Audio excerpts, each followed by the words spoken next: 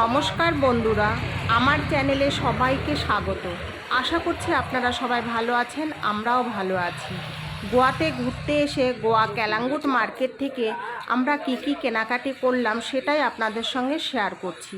প্রথমেই একটা দোকানে ঢুকে যাচ্ছে আমি আর আমার হাজবেন্ড দুজনাই। দেখুন ঢুকে গেছি ভিতরে। প্রথমে আমি নিজের জন্য একটা ফ্রক পছন্দ করলাম।